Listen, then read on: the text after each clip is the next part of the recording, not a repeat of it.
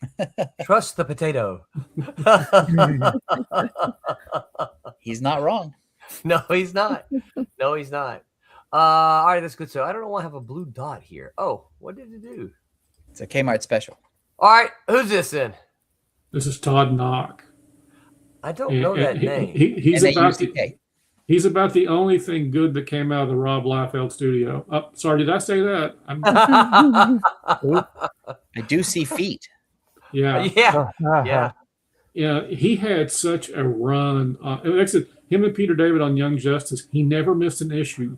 55, 56 issues straight. Wow, that's almost unheard of these days. Yeah, that's a and really. It was just seminal work. I mean, he does all sorts of characters now, but that Young Justice run, and he would definitely be considered very cartoony, but it was a team of teens with emotions and surprises and fear and everything.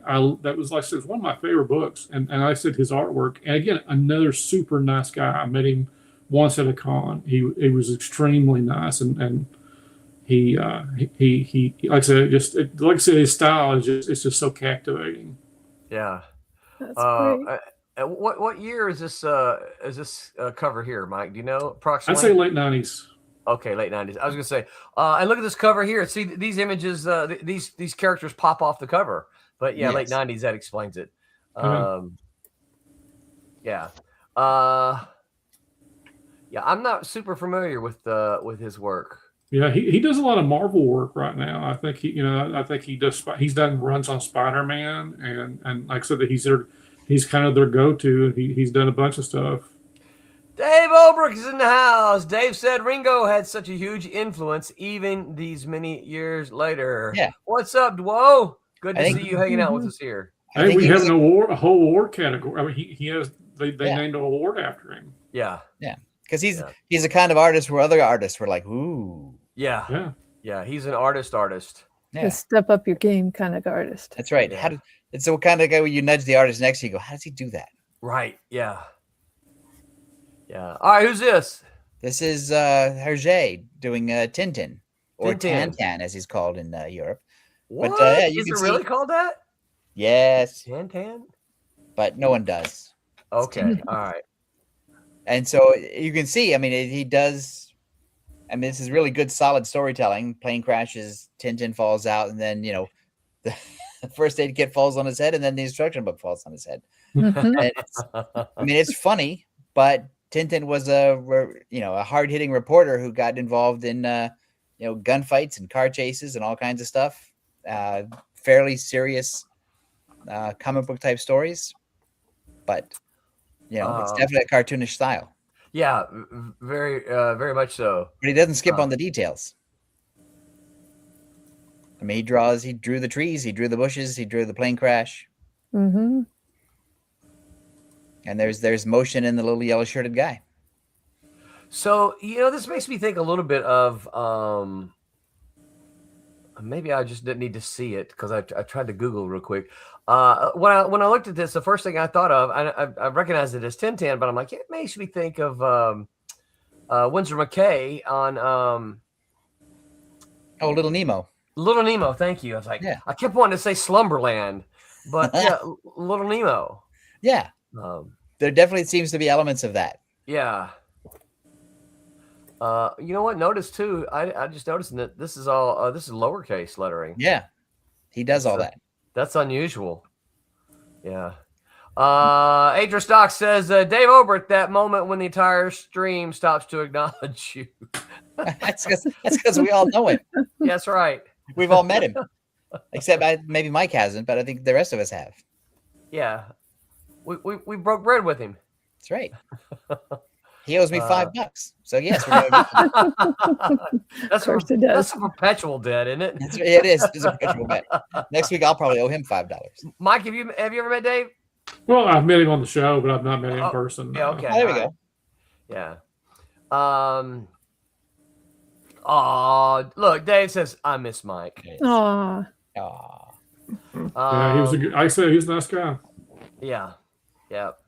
I only met him one time, and it was just briefly, but it was back during the Ultraverse days.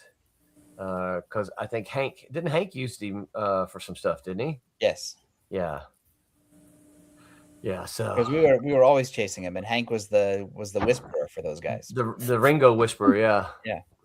All right, Mike. Who's this? I believe that's the spirit, Mr. Denny Colt himself.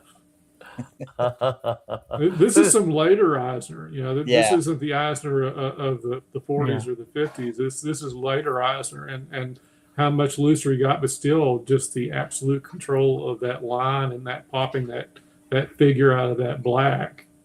Yeah, I say it's just he like fine wine. It got better with age. Well, it just the character just is it. Yeah, I love that background in the bottom. That's so interesting. What I like about it is he did away with panels, but you can still see where they break. Yep. Yeah. Yeah. I will say those lines in that last panel. This is the kind of thing that when I was Stephen Butler's roommate, he would hand the page to me and say, "Hey, Roland," and he would have done like 10 of them or so. And he'd go, "I need you to do this all the way over to here. Here's your pen. Here's your ruler. Right?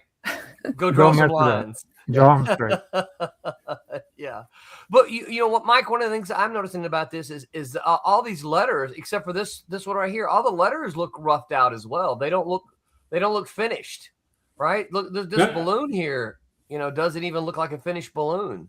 I like I said, I think later in his life and his career, I think he really didn't like the tidiness of comics. He was certainly not a big guy on color. He really didn't like the idea of color.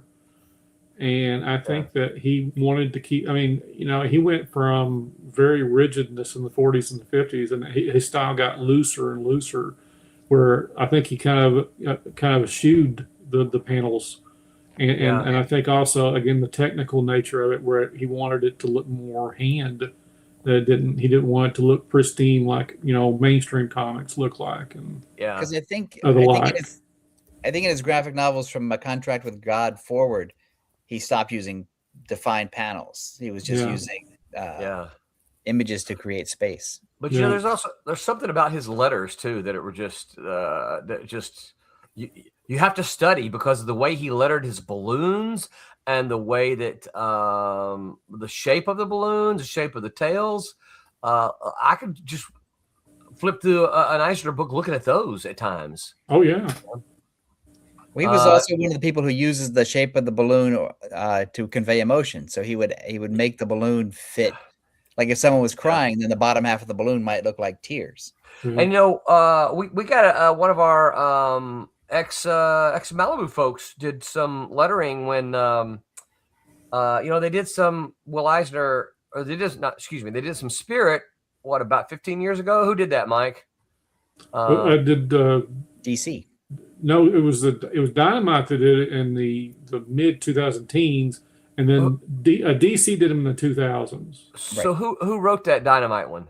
Matt Wagner. Yeah, all right, yeah, Matt Wagner, because I want to say Dave Lamphere. Yeah, Dave Lamphere, who is an ex Malibu, right? Yeah. Art staffer, did the letters, and those are awesome. Yeah, he did really good character work on that one. That was also Dan Scotty did the art on that one. Oh, I didn't realize that. So like I said, it was a nice little package. Like I said, with Dave's letter, and stayed up with, what people would expect of Eisner. And I think that, it was, like I said, it was a good 12-issue miniseries. I wholeheartedly suggest it to anybody. Yeah. Ken B is in the house. What's up, Ken B? Thanks for hanging out with us. He says howdy, and he says, got Night Slayer saved. His style seems to evolve in a way that used weird panels and shading to fill color space, kind of like how Geddy Lee holds it down so Rush doesn't need a rhythm guitarist, if that makes sense. It makes total sense. Any of you guys Rush fans? No. Okay. I went to see Rush live one time. I kid you not, Geddy Lee is pretty awesome. So Geddy Lee is on the stage. He's barefooted. He's got these keyboards. You can't see me. How do I get rid of this thing? I'll remove that for just a second. So Geddy Lee, he's got keyboards in front of him, right? So for those of you who know keyboards, they have pedals, or they have foot pedals at the bottom, right? he is playing the foot pedals with his right foot. He's doing his bass with just this hand, right? Called hammer-ons. So he's not doing this. He's just hitting the strings. And he's playing the keyboard with his right hand. And he's singing all at the same time. And I'm like, oh, easy. what? I can't crazy. walk and chew gum at the same time. Look at this guy here. When he bangs his knees together, is there cymbals there? Probably. Yeah. So my favorite Geddy Lee song is the Bob and Doug McKenzie song, The Great White North.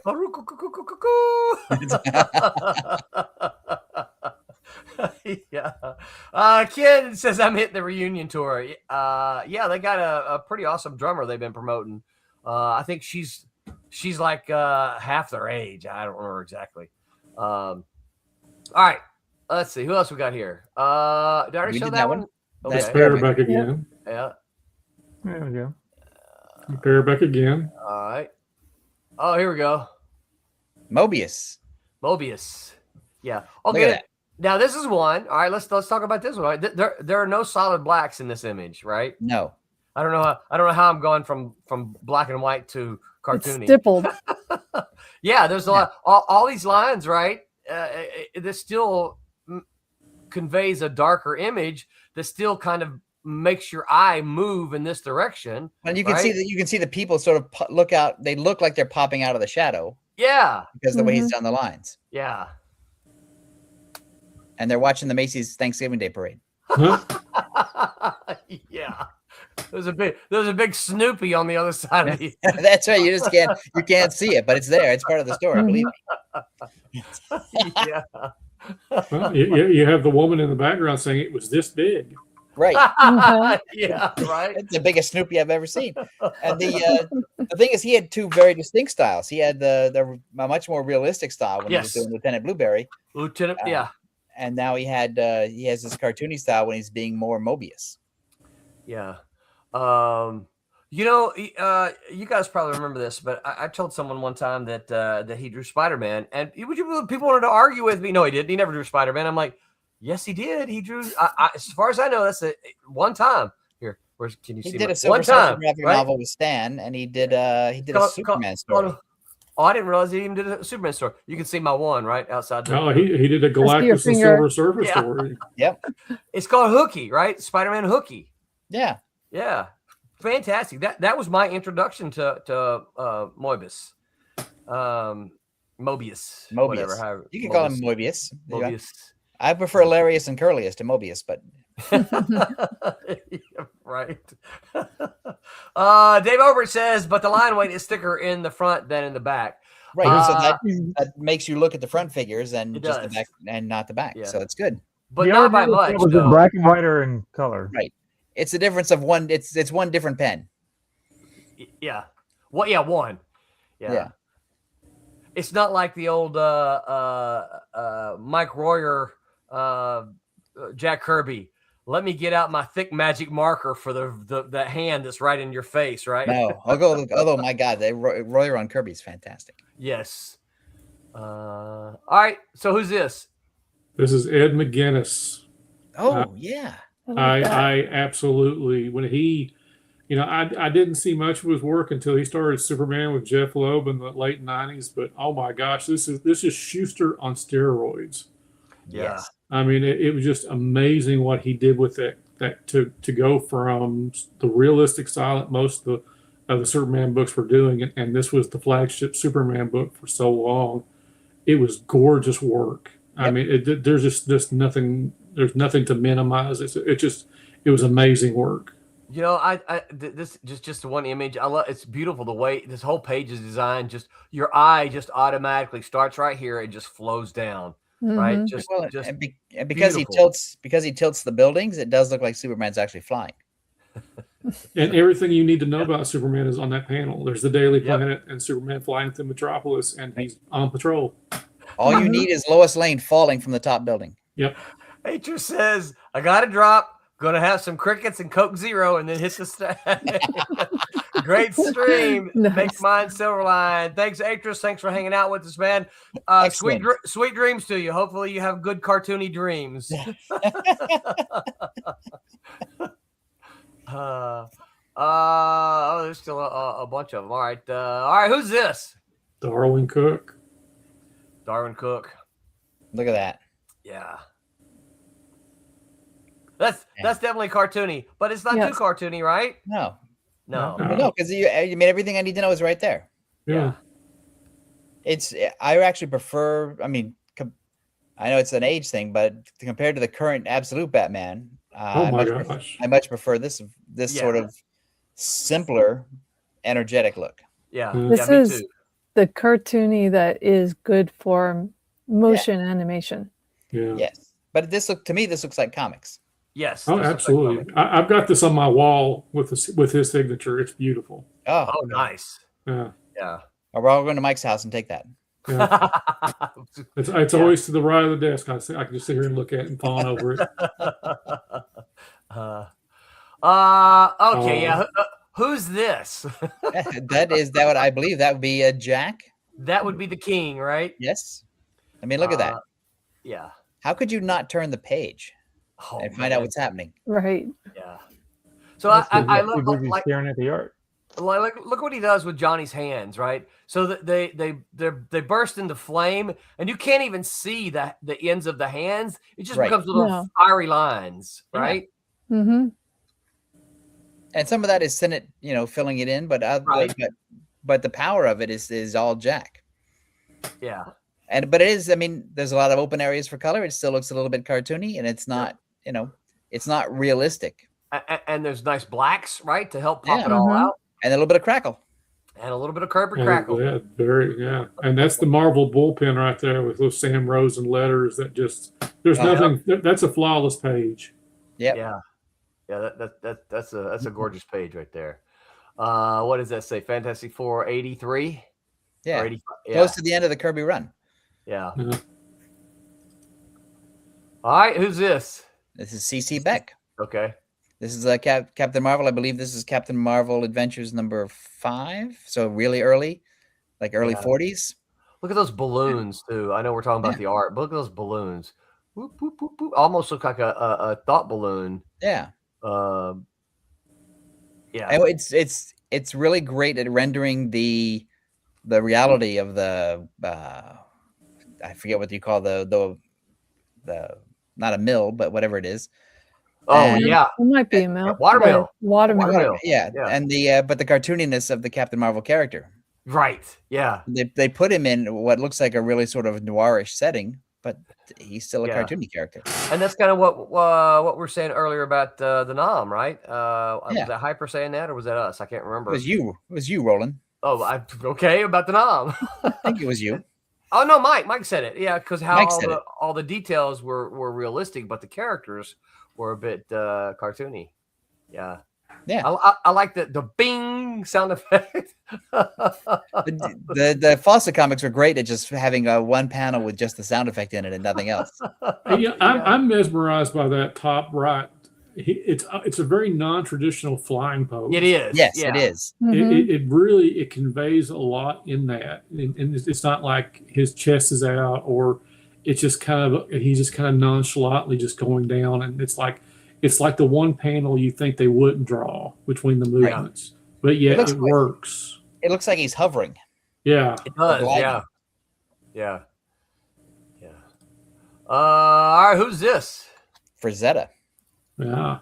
So that's a nice one. It really is. Look at these faces. Look at that face right there. Yeah. And look at the lightness in that face, and then the hair. Yeah. Yeah.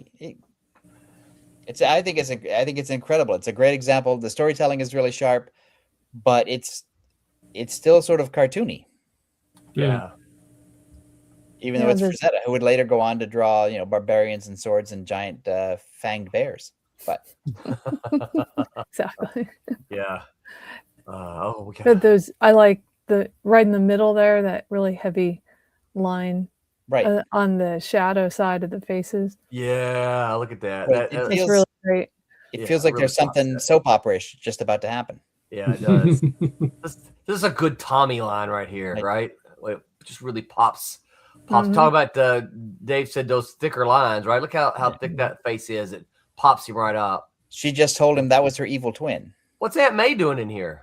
Yeah. And she's selling apples door to door to make ends meet during the Depression.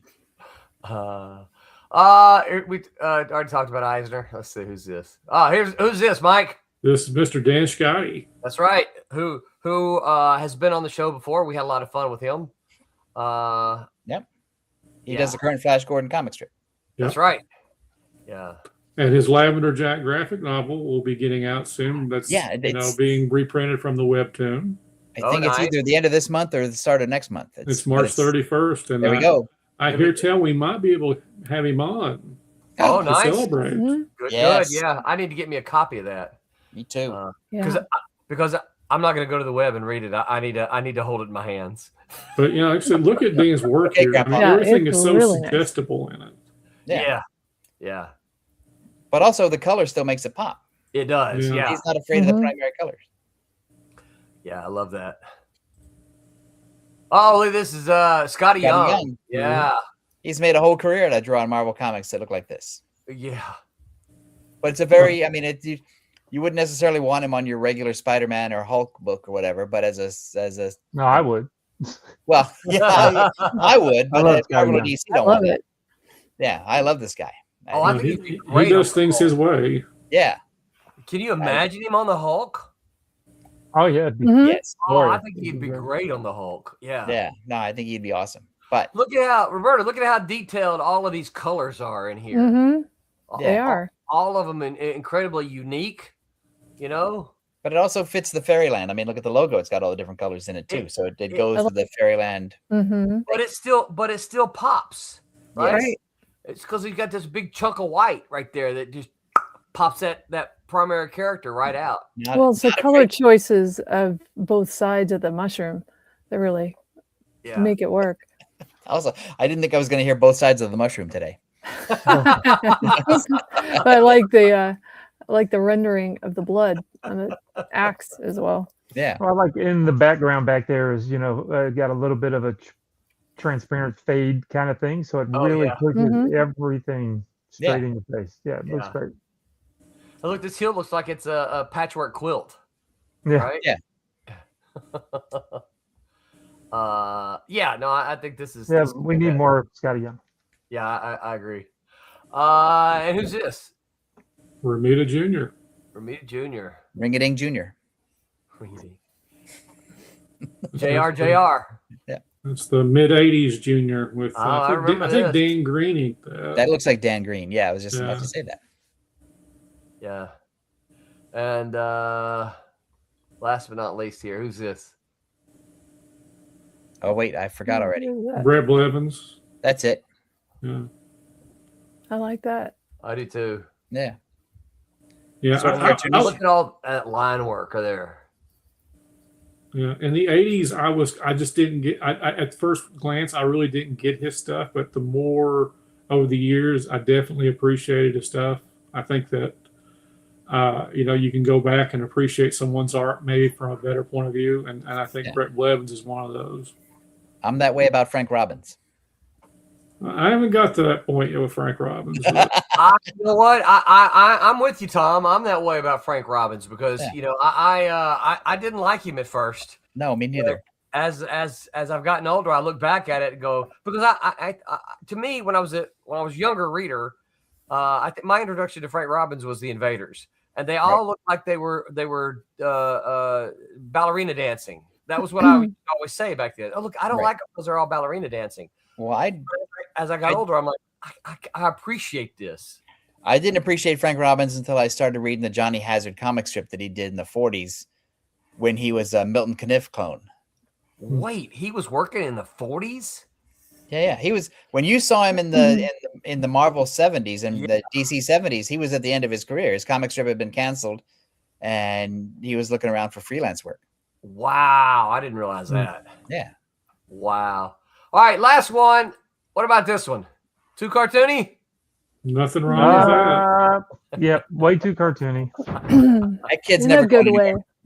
Yeah. He has a sharp head. I don't want to run into him. How's he get through a door? That's my question. Yeah. For those of you who don't recognize this is Zomboy, Kid Hero done by our very own Thomas Formanti. Tommy already knows I'm a big fan of Zomboy, so you will be a fan of Zomboy too. So come on over to Indie Planet and look for Zomboy. Yeah, Zomboy is a bit of a design problem, but Why? because It's a good way. everybody else in the book has been redesigned except for the main character Zomboy. And that's how I drew him back in the 90s, which I've had several people try to 3D sculpt him, and you can't because of how messed up that I drew his head. Have him 2D sculpt him, right? Make him flat. You remember? Did you ever order those? In the back of comic books you saw that said 2,000 pieces, World War II. Yeah. Did you ever order those? Uh-uh. Oh, they were all flat. They stood up. They stood this way. Yeah, exactly. They all look like little targets you would set up for your BB gun, right? Yeah, I redesigned everybody else to look more like him because everybody in the book is buddies and friends and Renee and everybody's in the book except for Zomboy doesn't look like me. He just looks like he did back in the 90s. So that's what everybody knows him to look like. So I'm going to leave him that way. No 3D sculpt for you. Nope. Yeah. Nope. He's not going to get a toy. No, I've had people make toys for me before, and they look great from one angle, and then you start turning them, and you're like, oh, this poor guy. Kid, he says, "Got to be crazy top heavy." Well, all my little characters are top heavy. Yeah. We actually figured that out, Roland. You and I talked about why I draw all my little Kid Hero guys with big heads and little feet. Well, Tweety Bird. That must have been where I got it from, because Tweety Bird, Renee and I were watching cartoons. Yeah. Something on it. And Tweety, that must have been where it's stuck in my head. Yeah, Tweety Bird's got a big old head and big old feet and a little bit old fall over. Yeah. And his head doesn't fall over. Nope. No, Tweety Bird's got some strong legs, I guess. Well, he got big neck muscles. It's the big feet holding him up. And you know what? He thought he saw a putty tat. Not a putty tat. I did. He did. Let's see here. Here we go. Brett Blevins did the character design for Prime. I didn't realize that. He did. Yep. Did not realize that. I might have 30 years ago, but today I didn't realize it. Okay, Grandpa Roland. I know it. All right, so that was fun. So I think we all came to the conclusion that there's no style this two cartoon, Love it. right? No. Give me more of it. Yeah. As much as we can. Yeah. I like, me personally, you guys chime in. I like that there's a wide variety of styles in comic books. I don't want them to all be alike. Right. I don't want them, as much as I love George Perez, as much as I love Neil Adams, I don't want them all to look like George Perez and Neil Adams. I want the Scotty Youngs. I want the Jeff Smiths, right? I want the variety in the art. Mm-hmm. Well, I think it comes from, there used to be monolithic companies, DC and Marvel or whatever, and they had the house style. Yeah. And everybody had to draw that way. And then independent comics and alternative comics came out, and it's like, well, I don't draw that way and I don't write that way. So this is what I do. And that once you get used to that, now the field is like wide open. You see in independent comics, especially, you see every style and you see a bunch of crazy stuff. I got a book from Kickstarter by the Sun Brothers, which is, it's just nuts, but it's great. But if I was 13, I probably wouldn't like it at all. Right. Yeah. Yeah. Well, and do you think too that maybe your view of the different art styles changes as you age? No, I think no, Roland. No. What I think is that I got older and I got tired of, this sounds really negative, but I got tired of Marvel and DC's comics. Yeah. But I still loved comics. Yeah. And so rather than getting mad at Marvel and DC for not making comics that I still loved, I went out and I thought, okay, who's making comics that I can love? And that's what I found. You don't want to turn this into a stream about how much we hate Marvel comics today? No, because I don't. No. They're just not for me. Right. And so, but recognizing that is all part of, that's part of adulthood. It's like, you go out and you find it's a little bit harder because you have to put in some effort, but you can find the comics that appeal to you if you still like comics, and I still love comics. Yep, I agree. So, Same here. Because and as we said before, a healthy Marvel and DC means a healthy market, which means a healthy independent market.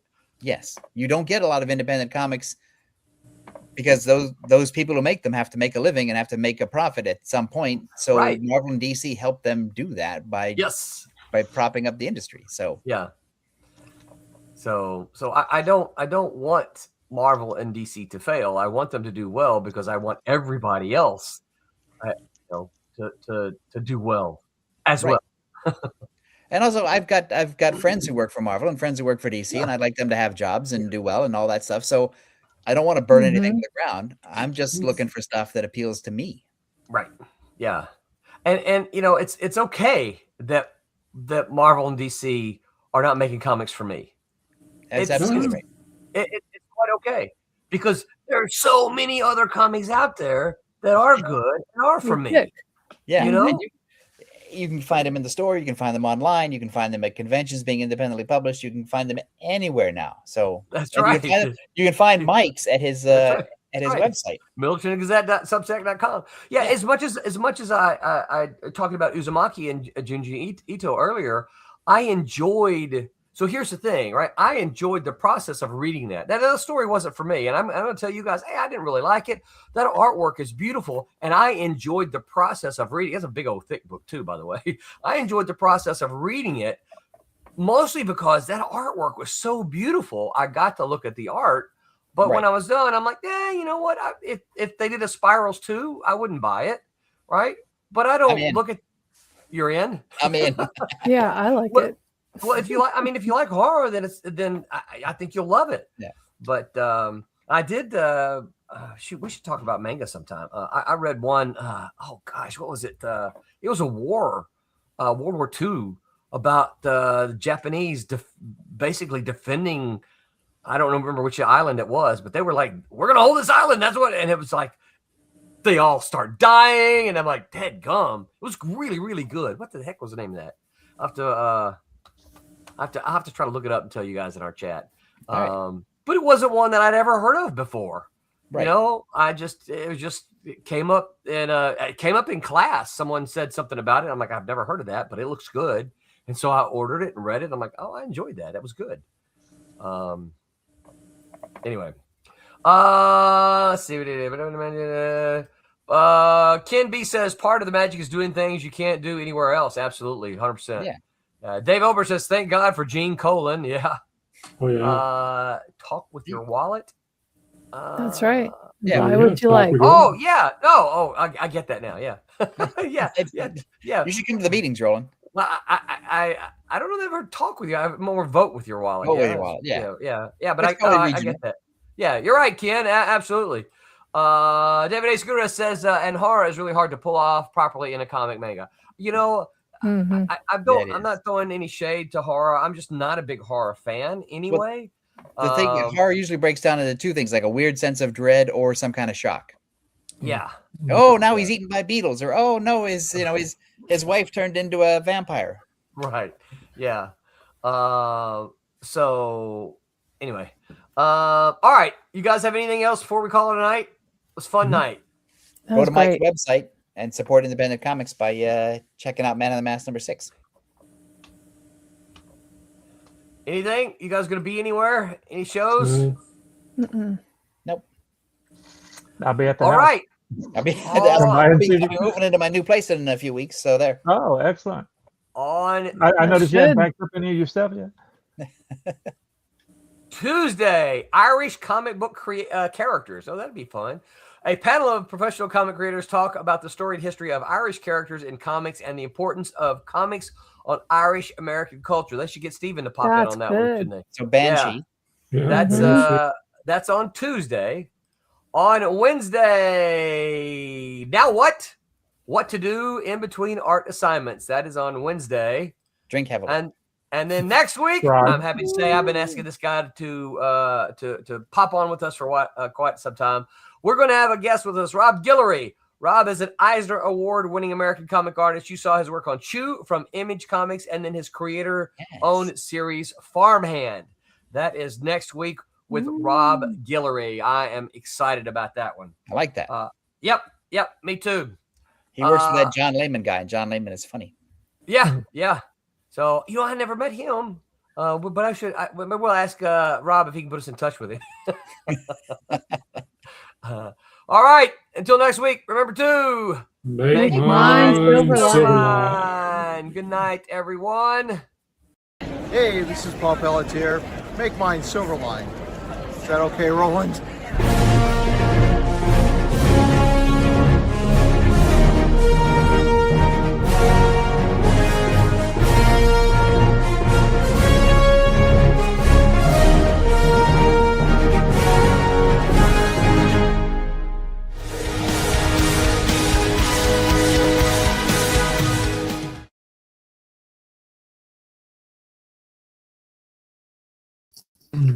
Uh-huh.